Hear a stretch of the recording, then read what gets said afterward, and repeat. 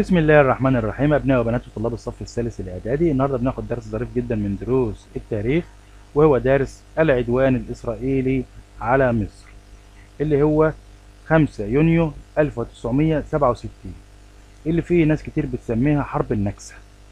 تمام؟ العدوان الإسرائيلي على مصر ليه ظروف وليه ملابسات. ما هي دوافع الصهيونية والاستعمار للتخطيط للعدوان الإسرائيلي على مصر؟ قال لك في دوافع لإسرائيل عشان تهجم على مصر. ببساطة كده، ايه هي الدوافع بتاعت بقى إسرائيل عشان تهجم على مصر؟ قال لك بالنسبة للصهيونية التقت أهدافها مع أهداف الاستعمار، اللي هي بقى الدول الأوروبية وأمريكا. يبقى أنا عندي بالنسبة للصهيونية التقت أهدافها مع أهداف الاستعمار في عبارة من النيل إلى الفرات. أنا عندي إسرائيل حاطة في دماغها إنها تحتل من العراق لحد مصر، نهر دجلة والفرات في العراق ونهر النيل في مصر. ده اعتقاد راسخ في دماغ كل واحد يهودي. تمام؟ يبقى بالنسبة للصهيونية، الصهيونية في دماغها من النيل للفرات. تمام. طب بالنسبة بقى للدول الاستعمارية، قال لك الدول الاستعمارية كانت عايزة تقضي على الشيوعية في المنطقة الاستراتيجية من العالم، وده هو الهدف المعلن للاستعمار. محدش فاهم حاجة طبعا. احنا عندنا في حاجة اسمها الشيوعية.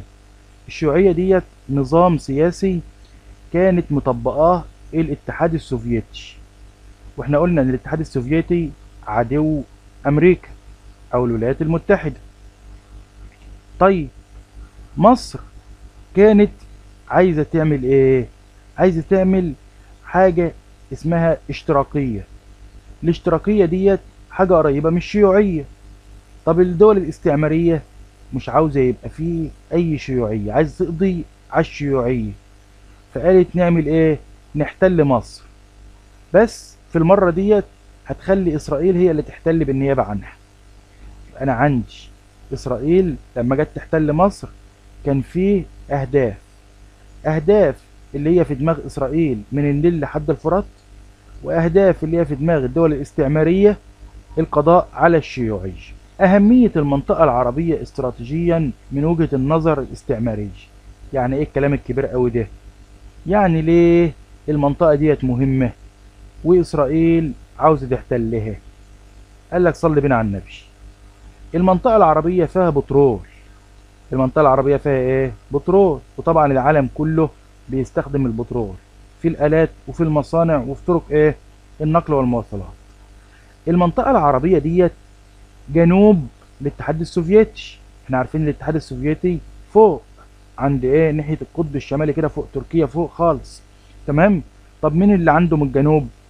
الدول العربية. اذا لو هم احتلوا الدول العربية يبقى عملوا كده حاجز تحت الاتحاد السوفيتي، تطويق للاتحاد السوفيتي من الجنوب، مما يؤدي الى احتكار الدول الاستعمارية الثروات اللي في العالم ويسيطروا على العالم. يبقى انا عندي ان هم عايزين يسيطروا على ثروات العالم، وعايزين يسيطروا على البترول، وعايزين يوقفوا امتداد الاتحاد السوفيتي. سمى الإعلام العربي هذه الحرب بنكسة 67 على أمل أن تلحقها نهضة، ولكن تبين أنها نكبة أخرى. فبعد أن كان الحكام العرب يطالبون بتحرير الأراضي التي احتلها العدو عام 48، أصبحوا يفاوضون إسرائيل بالانسحاب من الأراضي التي احتلتها عام 67. ما هي أسباب العدوان 67 على مصر؟ قال لك كان من نتيجة تهديد إسرائيل وتحرشها بسوريا إن مصر وقفت مع سوريا، لأن مصر بينها وبين سوريا اتفاقية دفاع مشترك. أضف إلى ذلك إن مصر أصلا من غير اتفاقيات دفاع ومن غير حاجة ساعدت كينيا وساعدت الكاميرون وساعدت اليمن وساعدت العراق وساعدت الكويت وساعدت كل الدول دي، فهتيجي على سوريا يعني وهتسيبها؟ يبقى اعلنت مصر وقوفها بجانب سوريا، وخد بالك من كلمة اعلنت، يعني في العلن. تمام. وطلبت مصر من قوات الطوارئ اللي موجودة في سيناء بتفصل بيننا وبين اسرائيل، اللي قوات الطوارئ ديت اتحطت بعد حرب 56 بعد العدوان الثلاثي. قالت لهم شكرا، بعد اذنكم يا جماعة روحوا. طيب مصر اغلقت خليج العقبة. طبعا انت لما تبص لخليج العقبة هتلاقي خليج العقبة هو المنفذ الوحيد لإسرائيل عن طريق البحر الأحمر. يعني أي حد في إسرائيل عايز يروح البحر الأحمر أو عاوز يبيع حاجة أو يشتري حاجة أو يجيب سفن أو يودي سفن لازم يوديها عن طريق خليج العقبة. طب احنا دلوقتي أحكمنا الحصار على إسرائيل، يبقى مصر أول حاجة أعلنت وقوفها بجانب سوريا. تاني حاجة قالت لقوات الطوارئ بتاعت حفظ السلام شكرا روحوا. تالت حاجة أغلقت خليج العقبة، فبقت إسرائيل متحصرة، وده طبعا كأننا قطعنا عنها الأكسجين. طيب أعلنت مصر إنها لن تبدأ بالحرب، وأعلنت إسرائيل إنها لن تهاجم الدول العربية مما طمأن العرب. اشمعنى الإعلان ده ما جاش كده فجأة يا ولاد؟ أنا عندي فيه مساعي دولية تمت عشان تعالج الموقف الملتهب. ليه؟ ما هو الدول لما شافت مصر أغلقت ميناء العقبة يعني كده بتذبح إسرائيل، بتقول لها أنت ما عادلكيش منفذ على البحر الأحمر. فديت كانت حاجة يعني مستفزة جدا جدا جدا ليهم، فبالتالي الدول بدأت تتدخل. فمصر قالت يا جماعة أنا عمري في حياتي ماني محاربة إلا إذا حد اعتدى علي، وإسرائيل قالت أنا كمان عمري في حياتي ماني محاربة. حلو كده؟ ده كلام جميل. يبقى أنا عندي المفروض دلوقتي إن إسرائيل قالت مانيش محاربة.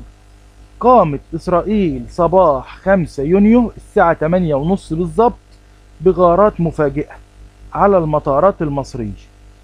الطيارات واقفة في مكانها، إسرائيل في نفس اللحظة بدأت تضرب كل الطيارات وهي على الأرض. خد بالك أي معركة في الدنيا بيبقى فيه طيارات فوق ويبقى فيه جنود على الأرض. اللي معاه طيارات فوق يعرف يمشي بالجنود في أي حتة. ليه؟ لأنه بيأمن لهم الطريق. هنا بقى إسرائيل دمرت كل الطيارات بتاعتنا وهي على الأرض، يعني ما عادش عندنا أي طيارات. يعني أي حد ماشي على الأرض إسرائيل ممكن تتسلى عليه لأن مفيش غطاء جوي يحميه. يستخدم مصطلح الأراضي المحتلة ليشير إلى الأراضي التي احتلها العدو عام 67، فنشأ مصطلح الأراضي المحتلة ليدل على هذه المناطق الأربعة: الضفة الغربية، قطاع غزة، أراضي الجولان، سيناء. تدمير سلاح الجو المصري، وأصبحت القوات المصرية في سيناء من غير غطاء جوي، وسحبت مصر قوتها من سيناء ناحية ايه؟ ناحية قناة السويس عشان تمنع العدو من عبور القناة. طب ما النتائج التي ترتبت على العدوان المشين ده؟ عام 67 في 5 من حزيران عام 67 شنت إسرائيل حربا على الجزء المتبقي من فلسطين إضافة إلى أجزاء من مصر وسوريا والأردن، ودمر الكيان الصهيوني جزءا كبيرا من العتاد العسكري العربي، حيث قام بقصف الطائرات المصرية وهي في مطاراتها. قال لك واحد، خسارة مصر عدد كبير من قواتها في سيناء، لأن طبعا المطارات اتضربت وبالتالي الجنود بقت ايه؟ سهل جدا ان هم يصطادوهم. استيلاء إسرائيل على غزة وسيناء اللي هم كانت إسرائيل أصلا استولت عليهم في حرب 56، وإحنا إيه؟ المجتمع الدولي الاتحاد السوفيتي والعرب والأمم المتحدة والولايات المتحدة قالوا لها رجعتش، رجعت تاني احتلت نفس الأماكن. ده دليل على إن هي عندها أجندة وعندها خطة. يبقى غزة وسيناء احتلتهم في 56 واحتلتهم في 67، ووصلت إلى قناة السويس. طبعا وصلت من ناحية سيناء، يبقى من ناحية الشرق، تمام كده. واستولت بقى على هضبة الجولان. وهضبة الجولان دي يا ولاد مهمة جدا في سوريا، لأنها حتة عالية واللي يقف عليها يبقى كده كأنه واقف على السطح والناس ماشية في الشارع، يعرف يتحكم فين؟ في البلد كلها. طيب استيلاء على القدس والضفة الغربية لنهر الأردن. يبقى أنا دلوقتي إسرائيل استولت على إيه؟ إسرائيل استولت على غزة وسيناء في مصر، الجولان في سوريا، غزة وسيناء في مصر وفلسطين، الجولان في سوريا، القدس في فلسطين، الضفة الغربية لنهر الأردن. يبقى أنا عندي خسارة مصر عدد كبير من قوتها، أدي أول حاجة. وبعد كده 3 استيلاء: غزة وسيناء، هضبة الجولان، القدس والضفة الغربية لنهر الأردن.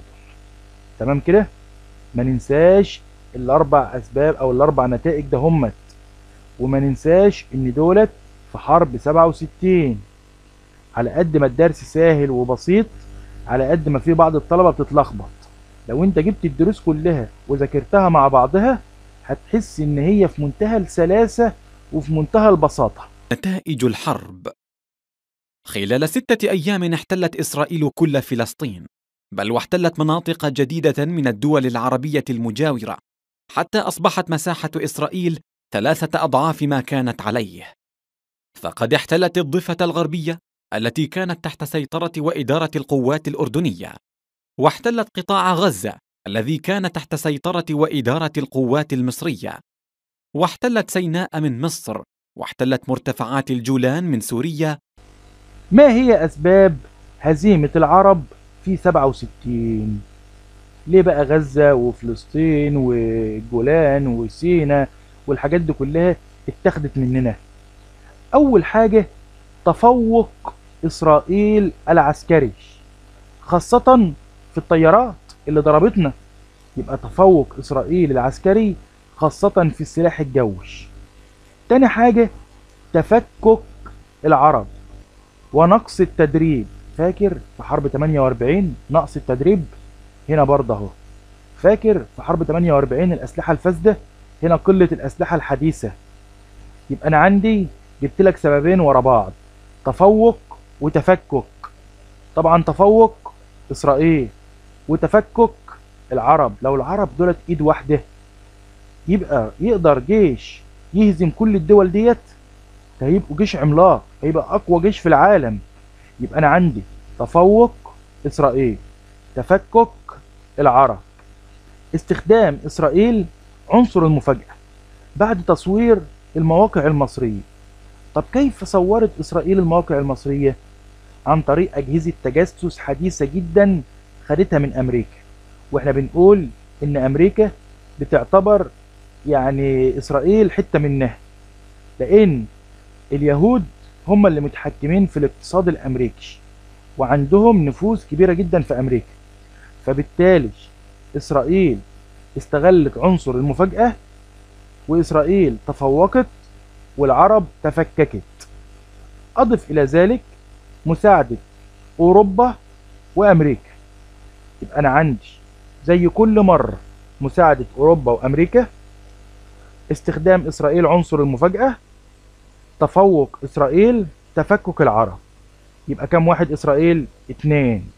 تفوق واستخدام المفاجأة والاجهزة الحديثة في التجسس. العرب تفكك. الولايات المتحدة واوروبا مساعدتهم لاسرائيل. هيجي لي هنا سؤال وهيقول لي ما هو قرار مجلس الامن في حرب 67؟ اقول له مجلس الامن قال انهاء الحرب بين العرب واسرائيل. يبقى مجلس الامن قال انهاء الحرب بين العرب واسرائيل. انشاء مناطق منزوعة السلاح. يبقى مجلس الامن قال انهاء، انشاء، انهاء الحرب، انشاء مناطق منزوعة السلاح، انسحاب اسرائيل من الاراضي اللي احتلتها في 67 اللي هي الحرب ديت. يبقى انهاء، انشاء، انسحاب، انهاء، انشاء، انسحاب، انهاء الحرب، انشاء مناطق منزوعة السلاح، انسحاب اسرائيل من الاراضي اللي احتلتها. احترام دول المنطقة على اراضيها. يبقى احترام كل دولة للدولة التانية. يبقى انهاء الحرب وانشاء منطقة منزوعة السلاح، والحرب ديت اسرائيل احتلت حتت يبقى تنسحب منها، وكل دولة تحترم الدولة التانية. طب احنا كنا قفلنا ميناء العقبة، يبقى حرية الملاحة في الممرات الدولية. يعني ايه؟ يعني احنا نفتح خليج العقبة يعني. يبقى انا عندي انهاء الحرب، انشاء مناطق منزوعة السلاح، انسحاب اسرائيل من المناطق اللي احتلتها، احترام دول المنطقة على اراضيها، كل دولة تحترم الدولة التانية، حرية الملاحة، ان احنا كنا قفلنا ميناء العقبة او خليج العقبة نفتح خليج العقبة. الاسباب ديت او النتائج ديت اسمها ايه؟ او ديت ايه؟ ايه الكلام ده اسمه ايه؟ ده مجلس الامن مطلع قرار بيه، اسمه قرار 242 او 242. يبقى انا عندي قرار اسمه قرار، يبقى انا عندي قرار اسمه قرار مجلس الامن لسنة 242. قرار مجلس الامن بيقول انهاء الحرب، انشاء مناطق منزوعة السلاح، انسحاب اسرائيل من المناطق اللي احتلتها، احترام كل دولة للدولة التانية، حرية الملاحة. ده كلام مين؟ مجلس الامن. طيب هل يا ترى اسرائيل عملت الكلام ده؟ أما مجلس الأمن التابع للأمم المتحدة فأصدر القرار رقم 242 القاضي بانسحاب إسرائيل من الأراضي المحتلة عام 67، ولم ينفذ القرار حتى يومنا هذا. قبلت مصر قرار مجلس الامن. يبقى مصر قبلت قرار مجلس ايه؟ الامن، اللي هو انهاء، انشاء، انسحاب، حرية، احترام. طيب اسرائيل ها اللي هي بقى المفروض تنسحب، واللي هي المفروض بقى تحترم، واللي هي المفروض كلام من ده، رفضته، ما نفذتوش. طب مجلس الامن عمل ايه؟ ولا عمل اي حاجة، ولا زعل اسرائيل. يبقى انا عندي اسرائيل رفضت قرار 242. وخد بالك قوي من القرار ده عشان هنتكلم عنه بعد كده في الدرس اللي الجاي والدرس اللي بعد الجاي. طيب لذلك بعد بقى ما اسرائيل رفضت ومصر قبلت، حرصت مصر على انها تاخد حقها بدراعها. يبقى حرصت مصر على اعادة بناء القوات المسلحة، لان القوات بتاعتنا اتدمرت فين؟ في حرب 67 اللي احنا اصلا ما حاربناش فيها. احنا القوات بتاعتنا اتضربت وهي قاعدة على الارض، من غير ما احنا بنبص لقينا الضرب نازل فوقنا. تمام؟ يبقى حرصت مصر على اعادة بناء القوات المسلحة على اسس جديدة عشان نمحي عار الهزيمة. الناس كلها بدأت تتريق علينا، ازاي يتعمل فينا العملة الوحشة دي؟ طيب اعلن جمال عبد الناصر الله يرحمه ان ما اخذ بالقوة لا يسترد الا بالقوة. يعني ايه؟ يعني مجلس الامن قال لها رجعي يا اسرائيل، انسحاب والاعتراف والحرية والحاجات دي، قالت لا، مفيش ذوق نافع. طب هي خدت الحاجات دي بايه؟ بالقوة. يبقى ما اخذ بالقوة لا يسترد الا بالقوة. ودايما بيجي العبارة دهيت في الامتحانات ويقول لك مين صاحب العبارة دي. ناخد بالنا ان صاحب العبارة ديت هو جمال عبد الناصر. اعادة بناء القوات المسلحة المصرية. القوات المسلحة المصرية عايزة تطبق بقى الكلام اللي جمال عبد الناصر قاله، ما أخذ بالقوة لا يسترد إلا بالقوة. طب احنا عندنا القوات بتاعتنا اتدمرت والطيارات اتدمرت.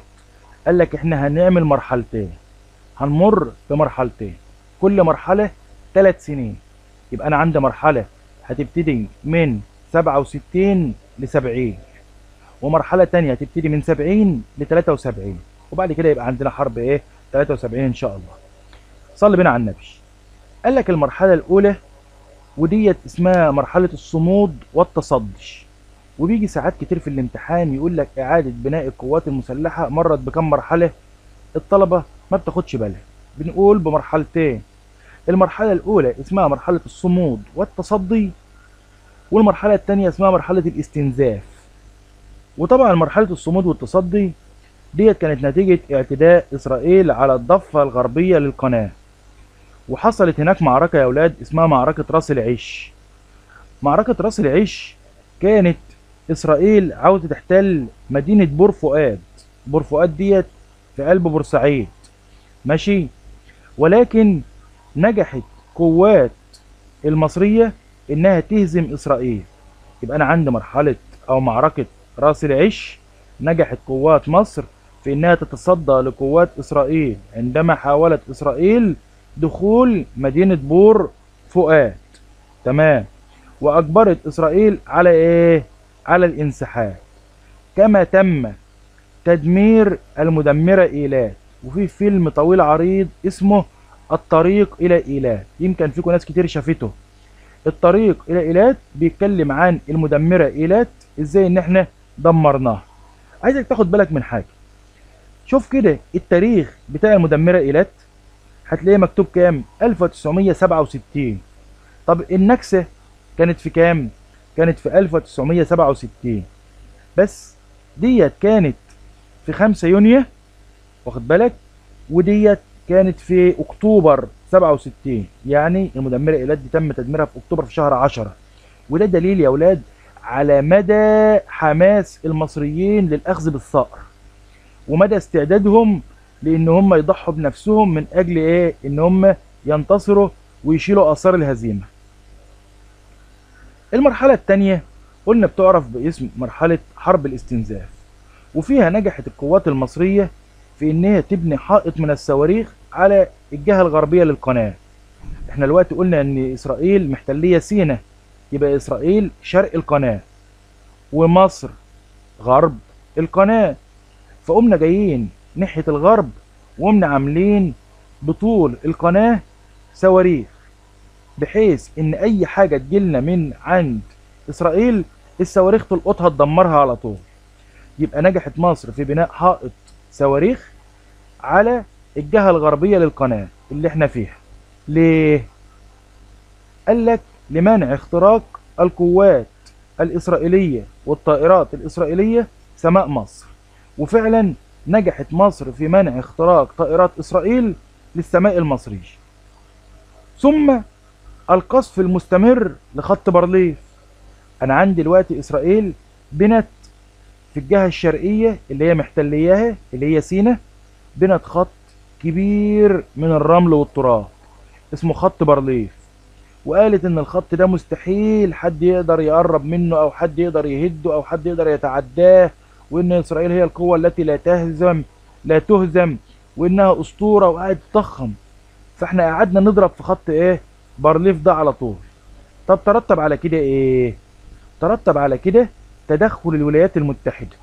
الولايات المتحدة حبيبة اسرائيل، شافت الخسائر نازله على اسرائيل من كل ناحيه، فقامت ايه؟ فقامت راحه متدخله. طب الولايات المتحده لما اتدخلت عملت ايه؟ قال لك كان في واحد اسمه روجرز. روجرز ده كان وزير خارجيه امريكا اللي هي الولايات المتحده. قال ايه؟ قال يا جماعه احنا عايزين نوقف اطلاق النار وعاوزين نعمل حل سلمي. حل ايه؟ سلمي. في الوقت ده بيحصل ايه؟ بيحصل ان جمال عبد الناصر بيوافق على الحل السلمي، لكن هم بيرجعوا في كلامهم. خد بالك من حاجة، خلال مرحلة الاستنزاف بيستشهد الفريق اول عبد المنعم رياض. مين الفريق اول عبد المنعم رياض؟ الفريق اول عبد المنعم رياض ده عندنا في المنهج ولازم نبقى عارفينه. ده كان رئيس اركان حرب القوات المسلحة في الوقت ده، وكان احد الاعمدة الاساسية اللي بيعتمد عليها جمال عبد الناصر في بناء القوات المسلحة في حرب الاستنزاف. الفريق اول عبد المنعم رياض من اشهر العسكريين اللي كانوا موجودين في مصر، لانه اشترك في الحرب العالمية الثانية ضد المانيا وايطاليا، واشترك في حرب فلسطين، واشترك في العدوان الثلاثي. يبقى الراجل ده هو اشترك في الحرب العالمية الثانية وحرب فلسطين والعدوان الثلاثي. طيب بالنسبة بقى لجمال عبد الناصر الله يرحمه، ومع توفي جمال عبد الناصر في 28 سبتمبر 1970 ويجي من بعده السادات، تبدأ مرحلة جديدة اللي هي مرحلة حرب أكتوبر سنة 1973، وده هيبقى الدرس بتاعنا إن شاء الله. وبكده يا أولاد يكون انتهى درس النهاردة. أتمنى يا رب تكونوا استفدتم. أي حد عنده سؤال أو استفسار يا ريت يسيبوا لي على صفحتي، صفحة مستر عماد حمدي خليل على الفيسبوك أو على اليوتيوب. وسؤال النهاردة: المرحلة الأولى من إعادة بناء القوات المصرية سميناها مرحلة الصمود وإيه؟ اللي يعرف يكتبها لي تحت في التعليقات. والسلام عليكم ورحمة الله وبركاته.